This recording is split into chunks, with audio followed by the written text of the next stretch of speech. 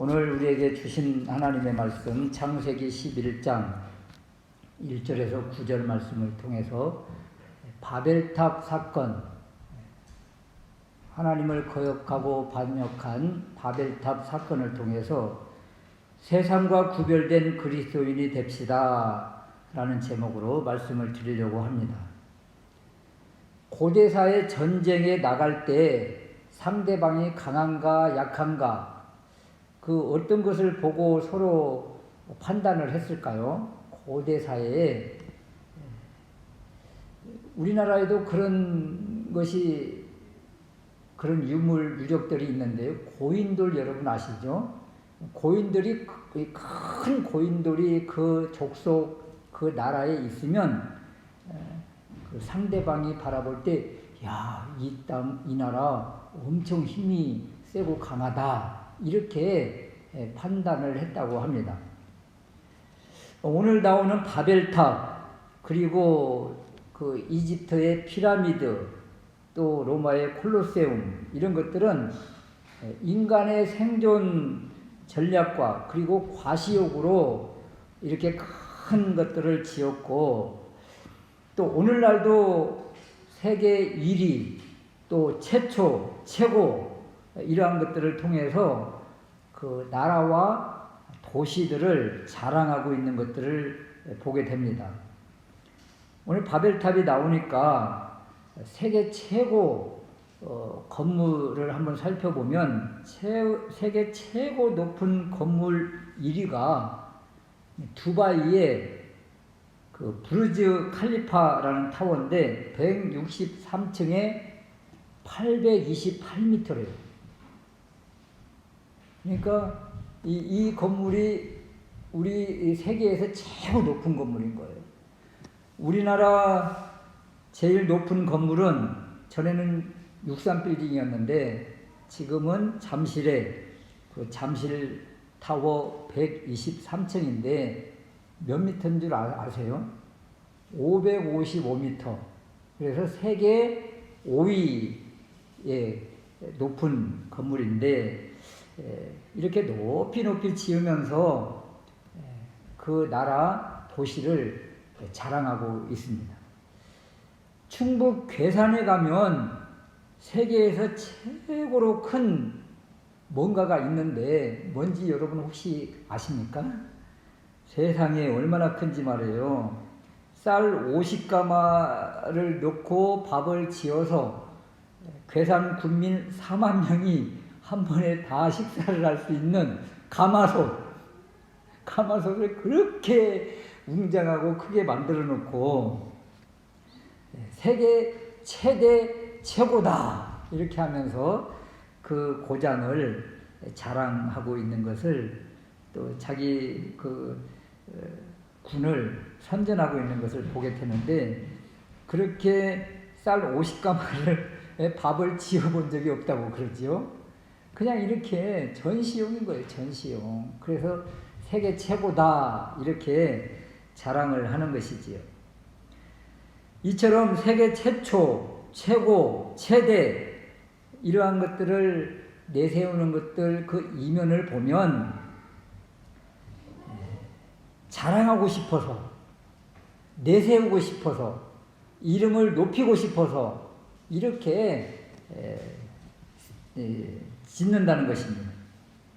우리나라 교회를 살펴봐도 말이에요. 세계 최대의 교회, 세계 최대로 많은 성도를 가진 교회가 바로 여의도 순복음교회잖아요. 70만 명이라고 하고 지금은 조금 줄어가지고 한 50만 명 정도 이렇게 되는데 아무튼 세계 최대의 단일교회로 이렇게 높이 우뚝 서 있는 것을 보게 되고 저도 한번 가본 교회인데 서초의 사랑의 교회 얼마나 웅장하고 위엄있게 크게 지었는지 그 안에 들어가서 보면 그냥 입이 떡 벌어질 정도로 그렇게 큰 대형 교회를 지어놓고 있는 것을 보게 됩니다. 우리 교회들도 이렇게 점점 초대형화, 세계 최고 이러한 것들을 향해서 나아가는 것을 보게 되는데 그런 최대의 최고의 그 교회에 다니는 성도들을 또 직분자들을 이렇게 만나보면 말이에요. 자기가 그 교회의 담임 목사님의 그 위상처럼 높은 줄 알고 그냥 개척교회 목사들, 작은 교회 목사들은요, 눈에도 들어오지 않는 것처럼 이런 사람들이 종종 있어요. 그러니까 세계 최고다, 최대다, 이런 곳에 사는 사람들의 자부심이 얼마나 큰지 알 수 있잖아요. 이런 마음 때문에 사람들이 그렇게 초대형, 최고, 최대 이것을 찾아서 가는 것이 아닌가, 이런 것들을 보게 됩니다. 오늘 바벨탑을 바라보면서 높이 쌓아 올리는 이러한 것들 세계 최고, 최초, 최대 이러한 것들과 이렇게 비견되는 것들인데, 이러한 것들을 바라보면서 그 세계 아래에 있는 것이 좋은 것이 아니라 내가 정말 하나님이 기뻐하는 그 자리에 있는지, 내가 또 어떤 마음을 품고 주님 주신 사명을 제대로 감당하고 있는지 오늘 말씀을 통해서 깨닫는 은혜가 있으시기를 주님의 이름으로 축원합니다. 첫 번째 우리가 생각할 수 있는 것은요, 언약과 사명을 잃어버리면 세상과 동화되어 버린다는 그런 거예요. 우리 그리스도인은 수시로 변하고 환경의 변화는 그 카멜레온이 되어서는 안 된다는 것인데요, 우리 그리스도인의 색깔, 언어가 분명해야 된다는 거예요.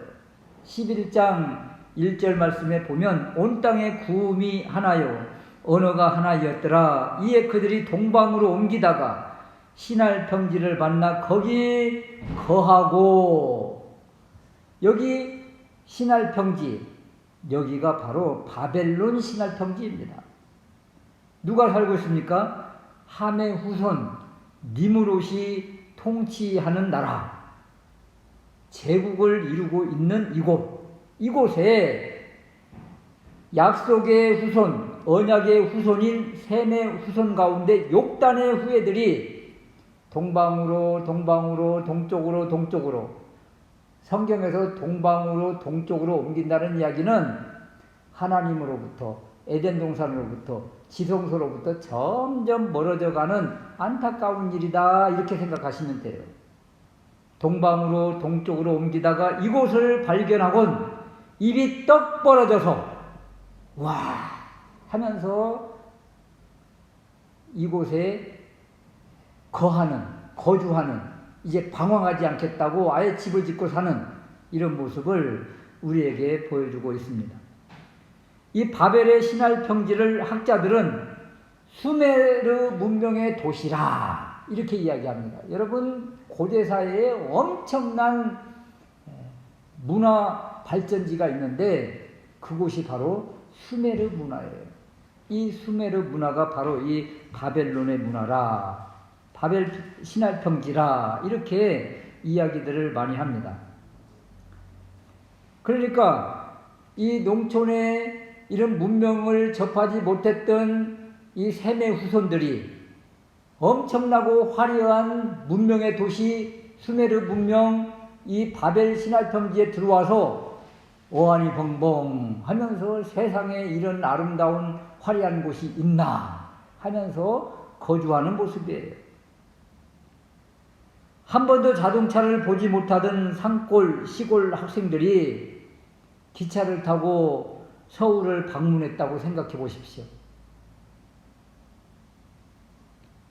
그 화려한 문명의 어안이 벙벙해서 동서남북 방향도 찾지 못하고 허둥지둥 잃어버리고 말 것입니다. 저도 신문물을 처음 접할 때 그 화장실의 그 변기가 왜 이렇게 큰지 도대체 앉을 수가 없어. 그냥 엉덩이가 그냥 쑥 내려갈 정도로 이렇게 해서 참 애를 먹었던 적이 있는데, 그 화장실에 그 이렇게 이걸 올리고 내리고 이걸 몰라가지고 올려져 있는 상태에서 그냥 앉아서 변을 보는 것은 알았는데 이것이 이렇게 큰지는 몰라가지고 이렇게 애를 먹었고, 어떤 사람은 뭐 그 위에 올라가서 아슬아슬하게 이렇게 봤다는 사람들도 있는데, 이거 뭐 처음 접하면 잘 모르는 거죠.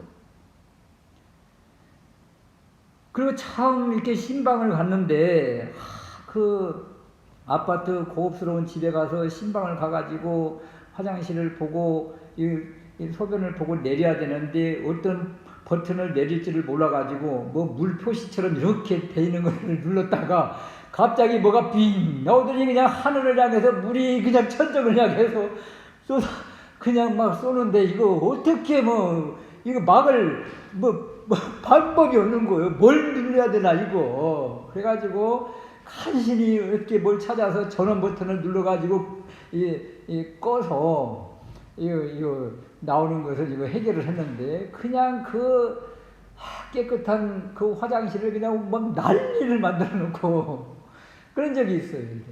그러니까 신문명에 접하다 보면 참 이렇게 당황스러운 일들도 많지만 그 문명에 그냥 현혹될 수밖에 없는 그런 모습이죠.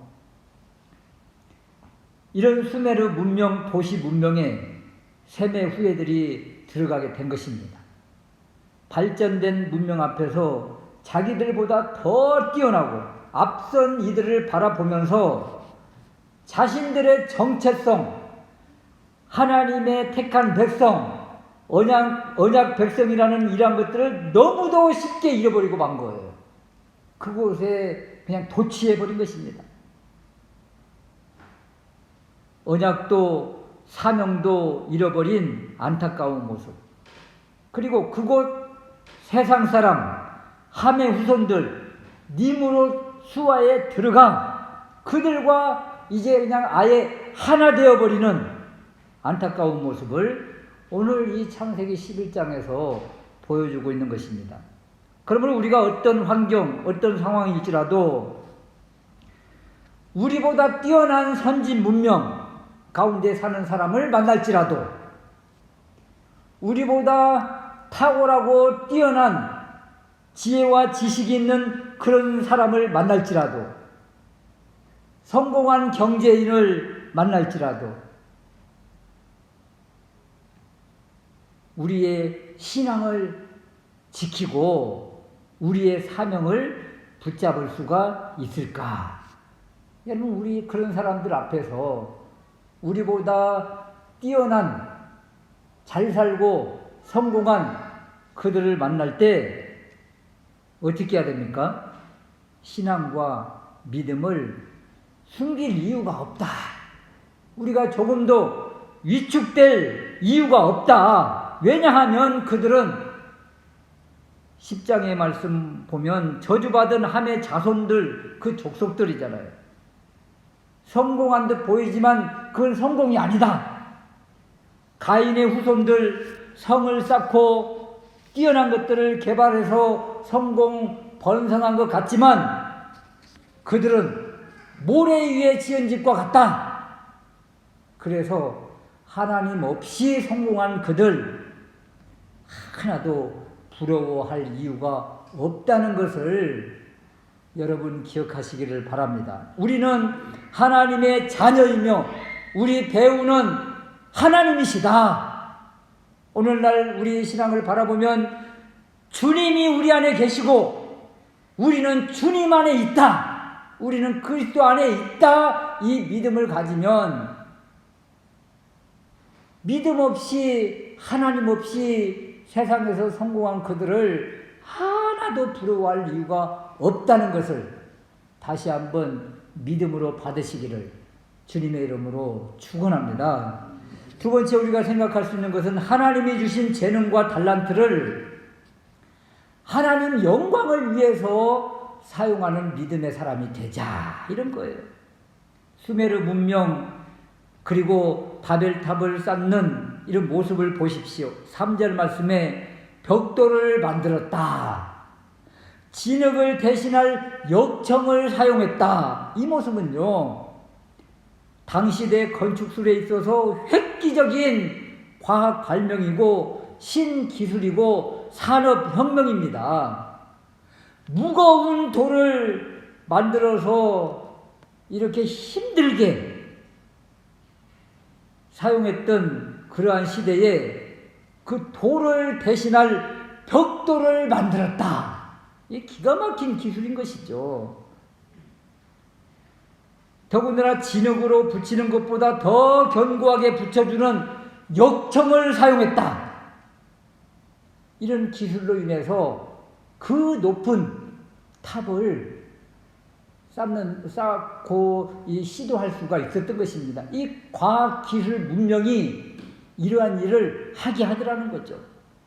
여러분 600m, 800m 이런 고층 건물을 어떻게 지을 수가 있습니까? 이 새로운 건축 기술이 하나씩 생기면서 이렇게 지을 수가 있는 거예요. 전에 같으면 벽돌을 다 만들어서 지었지만 어떤 시대가 되니까 그냥 빔을 만들기 시작하고 그러면서 고층 타워를 통해서 막 올려서 그런 건물을 지을 수가 있게 되는 것이지요. 오늘날은 어때요? 기술이 얼마나 발달됐는지 AI, 인공지능이 있지 않습니까? 이제 이것이 그냥 논문 제목만 딱 치면 그냥 논문도 그냥 5분, 10분 만에 그냥 쫙 다 만들어내요. 이 컴퓨터가. 어떤 기자가 이렇게 한번 AI를 시험을 했다고 합니다. 어떤 사건을 놓고 쉽게 말하면 지금 장수 한우랑 사과랑 축제가 벌어지지 않습니까? 그래서 어젯밤에 그냥 폭죽이 그냥 파바바바바바 막 터지는데도 불구하고 폭탄이 터지는 소리가 나는데도 불구하고 우리 아들은 쿨쿨 잠자고 있더라고요. 밖에 나와서 잠깐 봤는데 그 얼마나 화려합니까? 이것을 만약에 그 기자가 AI에게 기사로 작성해 달라. 몇 분짜리 몇 글자로 기사를 만들어 주세요. 이렇게 AI에다가 요구를 했더니 1분도 안 돼서 이 신문 내용의 기사가 쫙 나온 거예요. 그렇게 아름답게 생생하게 누구나 보고 감탄할 정도의 기사를 똑하니 AI가 만들어낸 것이죠. 그것뿐이 아니에요. 자기가 좋아하고 모든 사람들이 좋아하는 어떤 기자 이름을 대고 이 기자가 쓴 것처럼 기사를 만들어주세요. 이렇게 요구를 했더니 1분도 안 돼서 순식간에 그 기사를 샥 바꿔가지고 그 기자의 성향대로 잘 만들어낸 거예요. 요즘 말이에요. 이 기가 막힙니다. 이 세상이. 인공지능이 얼마나 발달됐는지 그냥 컴퓨터 명령 하나면 순식간에 원하는 것이 잘 나오는 겁니다. 요즘 챗봇이라고 해가지고 이제는 설교까지 이 인공지능이 만들어낸다고 그럽니다. 만약에 오늘 말씀 창세기 11장 1절에서 9절 말씀을 가지고 유명한 목사님 이름을 딱 대고 쉽게 말하면 곽선희 목사님입니다. 조용기 목사님입니다. 옥하는 목사님입니다. 그 스타일로 설교를 만들어 주세요. 그러면 그냥 1, 2분 사이에 쫙 나오는 거예요. 모든 문헌들을 다 데이터를 종합해 가지고 그냥 오류가 없도록 모든 학문과 이런 설교를 조합해서 이렇게 만들어내는 것이죠. 어떻게 그것이 가능할까요? 그 컴퓨터 데이터 안에 그 많은 사람들의 자료가 거기에 다 들어가 있는 것입니다. 논문도 들어가 있고 설교도 들어가 있고 주석도 들어가 있고 영어, 히브리어, 헬라어 사전 다 들어가 있고 말이죠. 그래서 그냥 엔터만 딱 치면 그냥 설교 내용이 쫙 나오는 겁니다. 그럼 학생들 숙제, 레포트, 논문 이제 그냥 엔터만 치면 쭉 나오는 거예요. 이제 사람이 수고하지 않아도 연구하지 않아도 학문적인 자료가 이렇게 나오는 겁니다. 이런 시대에 지금 우리가 살고 있는 거예요. 이런 신기술들, 발명품들 얼마나 좋습니까? 의학기술도요 얼마나 발달이 됐는지 사람이 수술하지 않아요. 이제 컴퓨터 딱 놓고 그냥 엔터만 딱 치면 그냥 기계가 들어가서 다 가서 암도 수술하고 긁어내고 신경도 붙이고 다 하고 나옵니다. 그렇다면 이런 기술들 우리가 어떻게 바라봐야 되는가? 이런 것들 하나님이 주신 지혜요, 지식이잖아요. 하나님이 알게 하시고 깨닫게 하셔서 이런 놀라운 발명품들이 나온 겁니다. 기술들이 나온 거예요.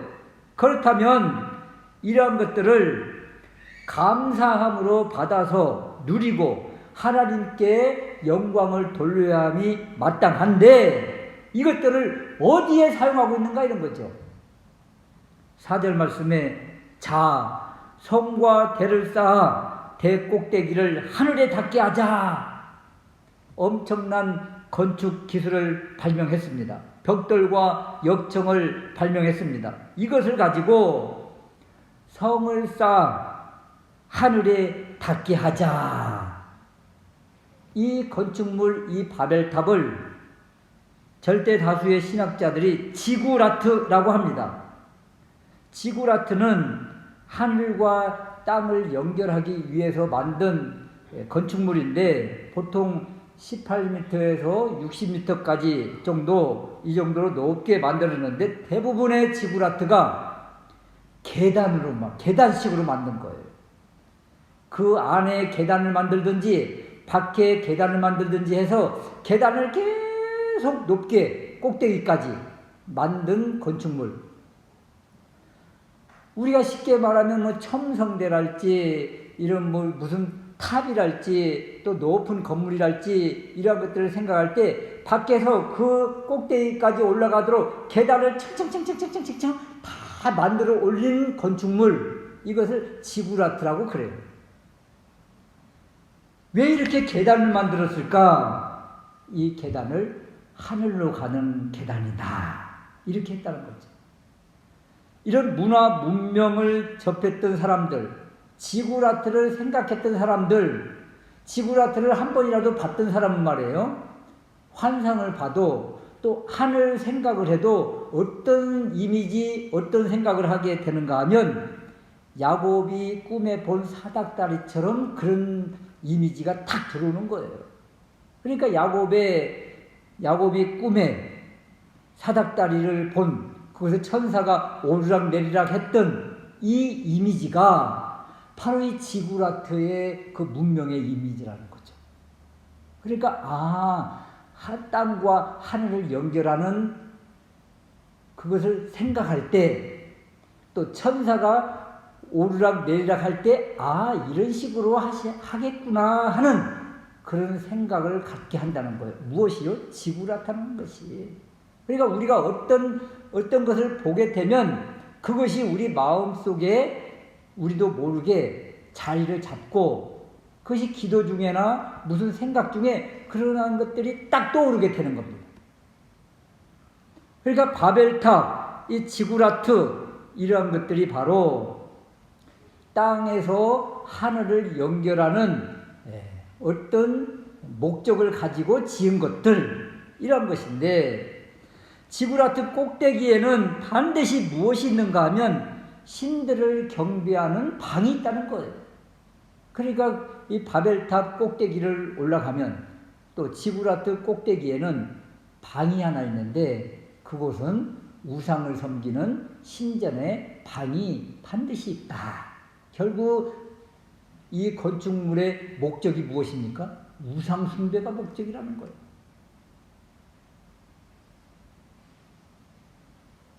더군다나 바벨탑을 쌓는 이유, 4절 후반절에 보면 우리 이름을 대고 온 지면에 흩어짐을 면하자. 하나님의 이름을 높이는 것이 아니라 자기 이름을 높인다. 자기 이름을 나타낸다. 이것이 바로 자기를 신처럼 높이는 자기 우상인 것입니다. 오늘날 이와 비슷한 것들이 많습니다. 자기 이름을 우상화하는 것, 이런 것을 종교 세력화라고 해요. 자기가 그리스도라, 자기가 하나님이라, 이런 사람들이 우리나라에 30명이 넘어요. 이런 모습이 바로 바벨탑과 똑같은 모습이라 이런 것입니다. 더군다나 이들이 바벨탑을 쌓는 이유 목적, 흩어짐을 면하자 이런 것인데, 이것은 창조 명령과 노아 언약을 정면으로 무시하는, 하나님의 말씀을 정면으로 무시하는 행동입니다. 하나님은 편만하여 온 땅을 정복하고 다스리고 온 땅에 하나님의 왕국을 건설하는 것이 하나님의 뜻이고 명령이고 언약인데, 이것을 무시하고 이제 우리 나가지 말자, 흩어지지 말자, 우리 여기서 우리 나라 짓고 여기서 살자, 하나님 섬기는 것 요 바벨탑 쌓고 여기서 섬기면 되지, 이런 겁니다. 결국 하나님이 주신 지혜와 지식으로 만든 그 모든 문명과 기술을, 하나님이 주신 재능과 달란트를 이렇게 자기 이름을 내고 하나님을 반대하는, 우상 숭배하는 이러한 것들로 사용하고 있더라. 오늘날도 말이에요. 참 똑똑하고 지혜롭고 지식 있고 탁월한 사람들이 하나님을 믿고 하나님을 섬기는 이런 믿음의 사람이 되는 것이 아니라, 세상에서 잘못된 것들, 또 세상 파괴하는 이러한 것들에 들어가 있는 사람들이 얼마나 많습니까? 오래됐지만 그 황우석 씨 같은 경우에, 황우석 박사가 만든 그 복제 양들, 복제 송아지 이런 이야기들이 있었잖아요.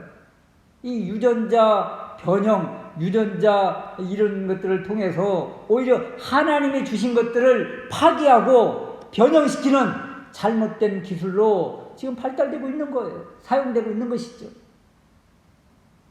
노벨이 그 다이나마이트를 만들고 그렇게 후회를 했다고 하지 않습니까?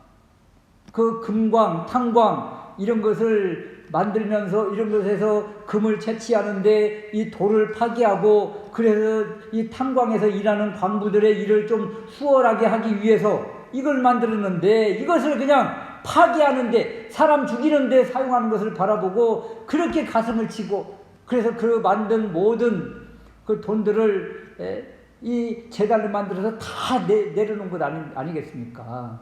그러니까 하나님이 주신 이 지혜들을 하나님께 영광 돌리는 데 사용하지 못하면 결국은 우상과 또 세상 이 다툼, 전쟁에 사용될 수밖에 없더라. 그래서 우리 하나님 믿는 사람들은 하나님이 주신 이 지혜들, 또 재능들, 달란트들을 하나님 영광을 위해서 사용하는 그런 믿음의 용사들 될 수 있으시기를 주님의 이름으로 축원합니다. 이 언약과 사명을 잃어버리면 결국 세상과 동화되고 하나님의 반대편에 있는 하나님을 대적하는 자가 될 수밖에 없더라, 이런 것이죠. 세 번째 우리가 생각할 수 있는 것은, 하나님 없이 자기 힘으로 살려고 하는 것들을 하나님은 결국 흩어버리십니다. 이것이 바로 하나님의 심판이에요. 5절 말씀에 여호와께서 인생들에 쌓는 성과 대를 보시려고 강림하셨더라. 하나님이 내려오신 거예요. 왜 내려오셨을까요? 하늘에서 하나님 다 보고 계시고 다 아시는데 그럼에도 불구하고 왜 내려오셨다는 표현을 굳이 하셨을까요? 여러분, 인간이 높이 높이 쌓았다, 하늘에 닿았다, 이거 세상에서 최고야, 최대야, 크고 높다, 이렇게 자랑하지만, 그래서 자기 이름을 높이고 자기 나라, 자기 족속, 자기 도시를 자랑하지만 하나님 눈에는 티끌과 같은 미미한 존재다, 이것을 보여주고 계신 거예요. 이 티끌과 같이 미미해서 내가 한번 내려가서 봐야 되겠다, 이것이 바로 하나님의 관점이에요. 하나님의 눈에는 아무것도 아닌 것입니다. 세상에서 최고로 높은 800m의 건물, 555m의 건물, 여러분 우리가 저 비행기 타고 내려봐도 그 아무것도 보이지 않는 성냥꽃 같은 것들인데, 하나님 눈에는 하나님 나라에서 보면 어떻겠어요, 그거? 인간이 세계 최대 규모라고 말하는 것들 하나님 관점에서는 아무것도 아닌 티끌과 같은 존재, 이것이 바로 인간의 실존입니다. 하나님 없이 성공하는 것들, 하나님 없는 번성, 이처럼 아무것도 아니다. 그리고 하나님이 내려오셔서 하신 것이 무엇입니까? 7절 말씀에 언어를 혼잡하게 하신 거예요. 이거 하나 하나님께서 하셨는데 그렇게 협동하는 한마음으로 건축했던 이 바벨탑이 순식간에 무산되는 거예요. 사람들 마음이 다 나눠지는 거예요. 그래서 결국 자기들이 하려고 했던 그 시도가 다 무산되고 말더라. 여러분, 이와 비슷한 이미지가 바로 시편 2편인데 메시아시라고 하는데요. 시편 2편 1절 이하에 보면 어찌하여 이방 나라들이 분노하며 민족들이 헛된 일을 꾸미는가? 세상의 군왕들이 나서며 관원들이 서로 꾀하여 여호와와 그의 기름 부음 받은 자를 대적하며 우리가 그들의 맨 것을 끊고 그의 결박을 벗어버리자. 이 세상의 모습이 이래요. 바벨탑 쌓는 사람들의 모습이 이렇습니다. 우리 하나님의 말씀, 명령, 계명, 언약들, 야, 우리 다 벗어버리고, 야, 우리끼리 한번 해보자. 그러면서 하나님을 대적하는 행동들이 바로 이 바벨탑 사건이고, 이 시편 2편의 배경이 이런 것들입니다. 이런 모습을 보시고 하나님이 어떻게 하시는가? 하늘에 계신 이가 비웃으시며 주께서 그들을 비웃으시리로다. 여러분, 하나님을 대적하는 것들, 또 대적하는 행동들, 또 대적하는 모든 것들 하나님이 보시고 이렇게 비웃으시면 모든 것들, 모든 계획들 다 무산돼 버리는 것입니다. 하나님이 주신 언약과 명령, 사명을 벗어버리고 우리끼리 모여서 흩어지지 말자. 그리고 우리가 우리 방식으로 신을 만들어 섬기면 되지. 이것이 바벨탑인 것입니다. 오늘날의 바벨탑 다른 것 아닙니다. 하나님을 믿는다고 하지만 내 방식으로 하나님을 믿는 것, 하나님을 높인다고 하지만 내 이름을 높이는 것에 목적을 두고 사는 것, 하나님이 주신 기술과 재능들을 하나님이 주셨다 하지 않고 내가 노력해서 얻은 것이라고 하는 것들, 이런 것들이 다 바벨탑인 거예요. 그리고 하나님이 흩으십니다. 언어를 혼잡게 하시죠. 이거 하나밖에 하신 것 없어요, 하나님은. 그런데 모든 계획들, 모든 실행했던 일들이 다 무산되고 말더라. 언어를 혼잡하게 한다. 이것은 서로 마음이 맞아 하나님을 대적하는 데 짝짝꿍이었던 이러한 것들을 다 분열시키는 거죠. 분산시키는 거죠. 1절 말씀에 온 땅의 구음이 하나요 언어가 하나였더라. 이것은 하나님이 주신 큰 은혜입니다. 우리가 말이 다 통한다, 마음이 통한다, 이것처럼 큰 은혜가 어디가 있어요. 그런데 이러한 것들을 잘못 사용하니까 마음을 합하여 하나님께 영광 돌리는 것이 아니라 하나님을 대적하는 데 사용하니까 그래 하면서 언어를 혼잡게 분열시키버리니까 마음도 분열되고 믿음도 분열되고 사상도 분열되고 그래서 다 찢어져 갈라지는 거예요.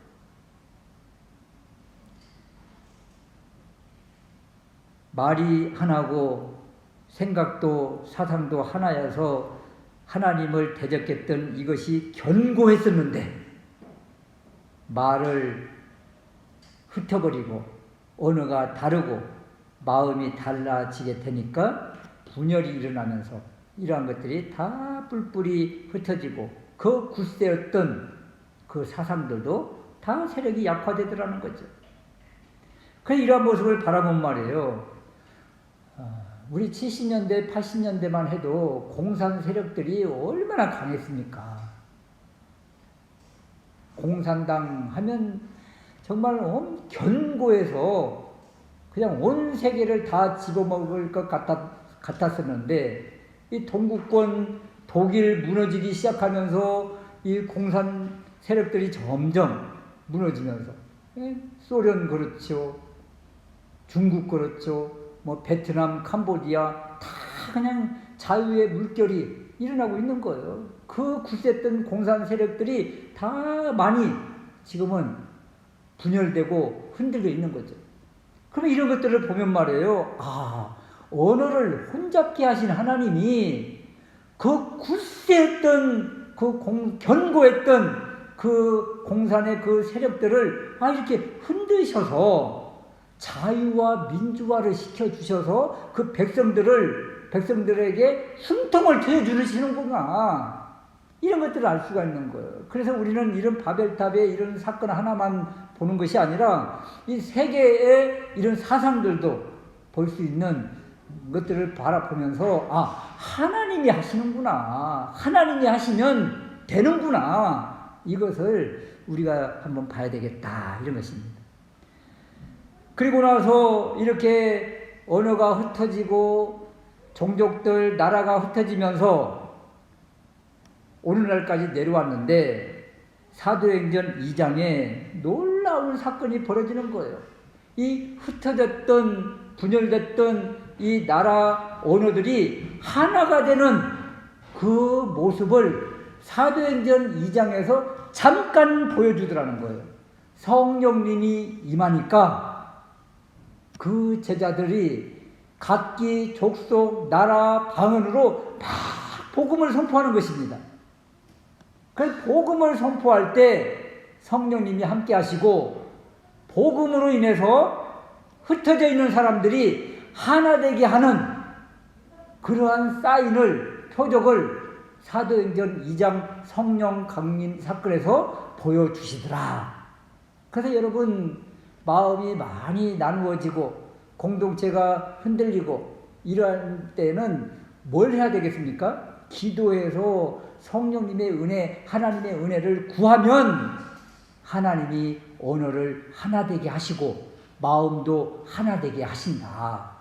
또 우리가 하나님을 대적하는 일에 앞장서게 되면 하나님이 그 공동체를 흩어버리신다.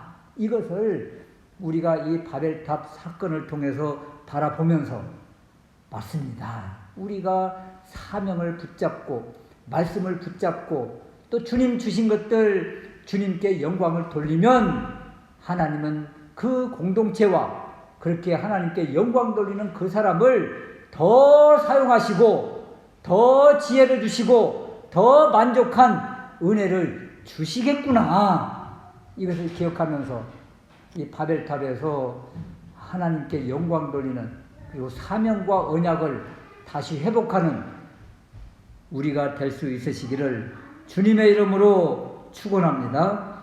아멘.